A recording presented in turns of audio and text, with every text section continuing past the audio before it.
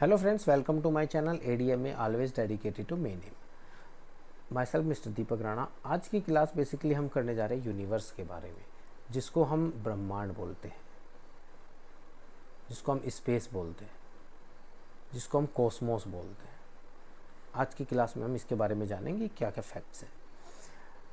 जितने भी ऊपर जितनी भी सेलेस्टियल बॉडी है, जितने भी ग्रह है, स्टार्स हैं, इनफैक्ट जितने भी पदार्थ जो ऊपर ऊर्जा के रूप में स्थित है, that is known as a universe. और अगर मैं मोटे तौर पे बात करूँ, यूनिवर्स बहुत सारी आकाश गंगाओं का समूह है, जिसमें अरबों खरबों आकाश गंगाएं होती हैं। और उन सभी आकाश गंगाओं में एक आकाश गंगा की अगर मैं बात करूँ, एक आकाश गंगा में million and trillion of stars होते हैं। तो उन सभी आकाश गंगाओं का समूह है, that is known as a ब्रह्मांड। और ब्रह्मांड के अध्ययन को बोला जाता है कॉस्मोलॉजी। ब्रह्मांड के अध्ययन को क्या बोला जाता है? कॉस्मोलॉजी। 1927 में एक हमारे साइंटिस्ट हुए थे, जॉन लेमेत्रे। उन्होंने बिग बैंग थ्योरी के बारे में बताया था कि ब्रह्मांड की उत्पत्ति की बिग बैंग थ्योरी के अनुसार हुई। और करीब 20 बिलियन साल पहले ब्रह्मांड बेहद ज़्यादा टेम्परेचर से और ज़्यादा प्रेशर से जूझ रहा था। और उसके बाद करीब 15 साल पहले एक धमाका हुआ, जिसकी वजह से जो ब्रह्मांड है उसका विस्तार हुआ, और जो विस्तार कंटिन्यूस होता जा रहा है। और जो सन की अगर हम बात करें, सूर्य का जो निर्माण हुआ है वो भी कैसे हुआ है? उसमें भी टेम्परेचर और दबाव में परिवर्तन के कारण एक प्रोटॉन प्रोटॉन की उत्पत्ति हुई, और जिसके कारण हाइड्रोजन एंड हीलियम, इन दोनों का निर्माण हुआ है। एंड इन दोनों को आपस में टकराने से क्या होता है? नाभिकीय शल्यन, परमाणु संलयन की प्रक्रिया चलती रहती है, जिसके कारण हमें कंटिन्यूस ऊर्जा मिलती रहती है। और उस ऊर्जा के कारण हमारा जो सूर्य है वो लगातार चमकता रहता है और एज ए ऊर्जा के स्रोत के रूप में कार्य करता है। ब्रह्मांड के अगर मैं कंपोनेंट की बात करूं, ब्रह्मांड में बहुत सारी आकाश गंगाएं हैं, जिनमें से मुख्य हमारी आकाश गंगा है, that is known as a Milky Way. और जो हमारी निकटतम आकाश गंगा है उसको बोला जाता है एंड्रोमेडा। और जितने भी मिलियन ट्रिलियन अरब खरब जितने भी धूल गैस के बादल है, वो सब हमारी आकाश गंगाओं में उपस्थित होते हैं। और जो हमारा सौर मंडल है, जिसको हम अपना सौर मंडल बोलते हैं, वो सौर मंडल हमारी मिल्की वे का एक छोटा सा हिस्सा है।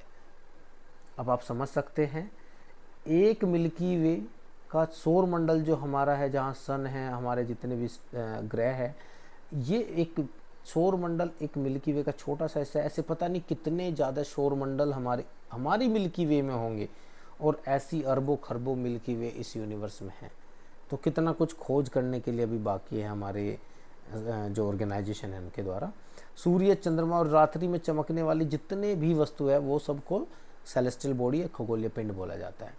और जो खगोलीय पिंड बहुत गर्म होते हैं, गैस के बने होते हैं, उनको हम स्टार कहते हैं, बिकॉज वो चमकते हैं। उस गैस के कारण, उस टेम्परेचर के कारण उनमें जो चमक है, उनको हम तारे बोलते हैं।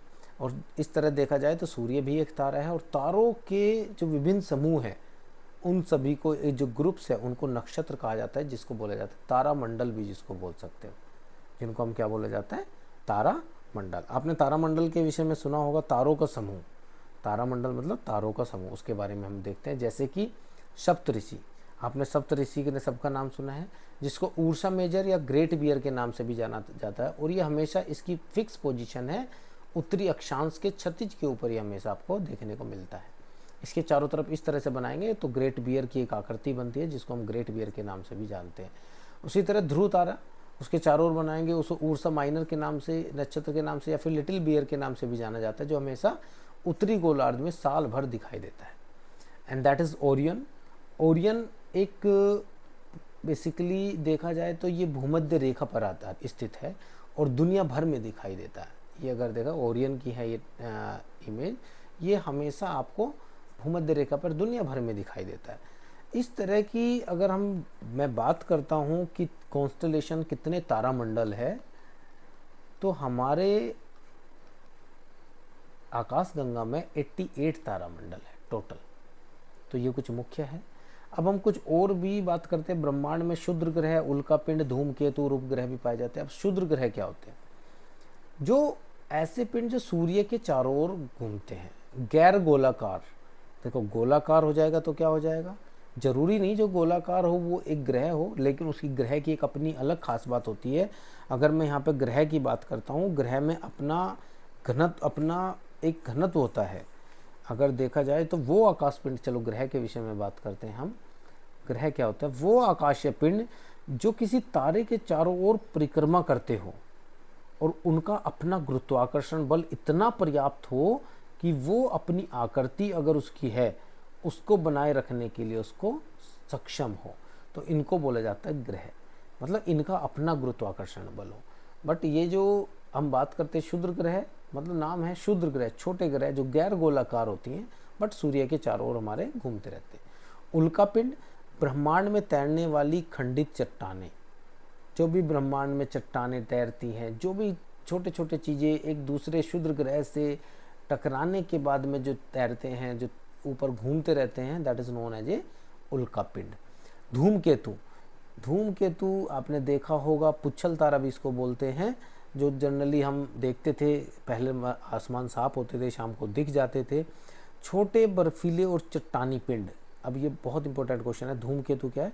जो दिखते थे वो जो पूंछ जिनके पीछे दिखती थी, एक लंबी सी टेल दिखती थी एक स्टार के पीछे ऐसे जलती जलती, तो वो जो दिखती थी जिसको देख के जनरली लोग विश मांगते हैं, ठीक है, तो वो जो धूमकेतु है ये बेसिकली है छोटे बर्फीले चट्टान, और ये जो घूमते रहते सूर्य के चारों ओर।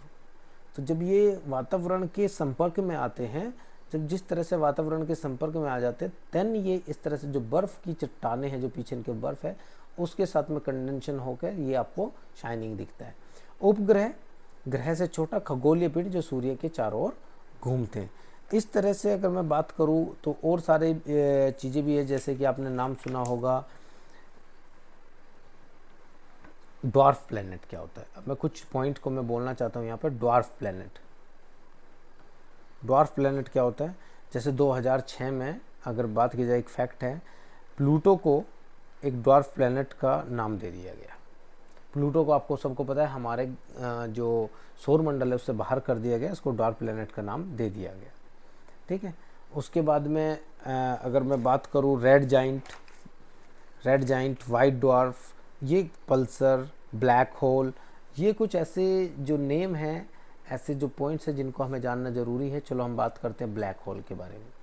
ब्लैक होल एक ऐसा पोर्शन होता है जो मतलब एक डेथ है तारे की, एक स्टार की डेथ होती है, एक प्रक्रिया है जिसमें स्टार अपनी ऊर्जा को ख़त्म करके, और इतनी अधिक ऊर्जा हो जाती है एक ब्लैक होल के बारे में, जिसको हम स्टार ईटर भी कह देते हैं, मतलब इतना अधिक घनत्व हो जाता है उसका कि उसके साथ साथ उसका गुरुत्वाकर्षण भी इतना अधिक बढ़ जाता है कि अगर उसके ऊपर से लाइट भी क्रॉस हो रही है वो भी उसमें डीप में चली जाती है।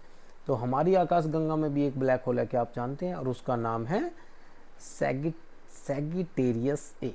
इसको आपको इम्पोर्टेंट है, ये मैं यहाँ पे लिख देता हूँ, सैगिटेरियस ए।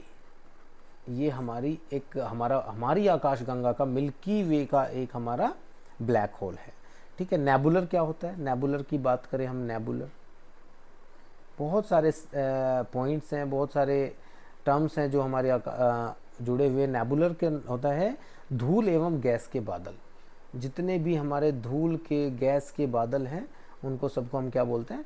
नेबुलर, ठीक है। अच्छा, नोवा, सुपरनोवा, ये क्या होते हैं? अगर हम इनकी बात करते हैं कि नोवा, सुपरनोवा, ये सारी चीज़ें क्या होती है? जब कोई स्टार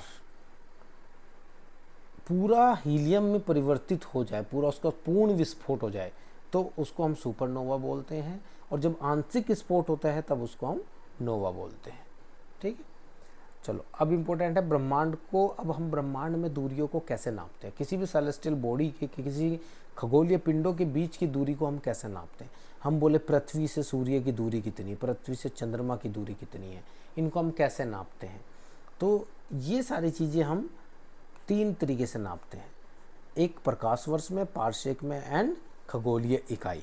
अगर हम प्रकाश वर्ष की बात करते हैं, एक साल में प्रकाश द्वारा तय की गई दूरी को प्रकाश वर्ष कहते हैं। अब बताओ लाइट की स्पीड क्या है? मतलब लाइट की स्पीड से, लाइट स्पीड होती है 3.0 × 10⁸ मीटर पर सेकेंड। अब आप देखो, अब आप ये समझ सकते हो कि सूर्य की लाइट को पृथ्वी तक आने में अप्रोक्सीमेट कितना टाइम लगता है, 8 सेकेंड। ठीक है, तो इतना आप समझ सकते हैं कि कितना दूर एक खगोलीय पिंड से दूसरे खगोलीय पिंड के बीच की दूरी को नापने के लिए हम प्रकाश वर्ष का यूज़ करते हैं। प्रकाश वर्ष इस स्पीड से लाइट 1 साल तक अगर चलती जाए तो जितनी दूरी तय करेगी दैट इज़ नोन एज एक प्रकाश वर्ष। पार्सेक भी एक लंबाई नापने की मूल इकाई होती है।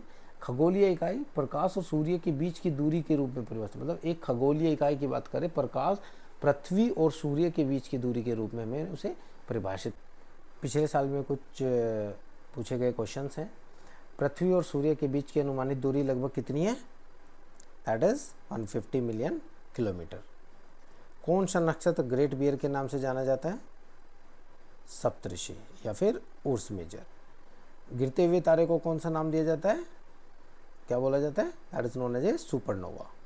हमारा सौरमंडल किस आकाशगंगा में मौजूद है, यस मिल्की वे। और उसके नियरेस्ट हमारी कौन सी है, एंड्रोमेडा। कौन सी नियरेस्ट हमारी कौन सी है, एंड्रोमेडा हमारे नियरेस्ट आकाशगंगा है। महाविस्फोट सिद्धांत बिग बैंग थ्योरी किससे संबंधित है, पृथ्वी की उत्पत्ति से संबंधित है, ब्रह्मांड की उत्पत्ति से संबंधित बिग बैंग थ्योरी। ये कुछ क्वेश्चंस थे। इस तरह से क्वेश्चन आपके इसी टॉपिक से लिंक रहते हैं।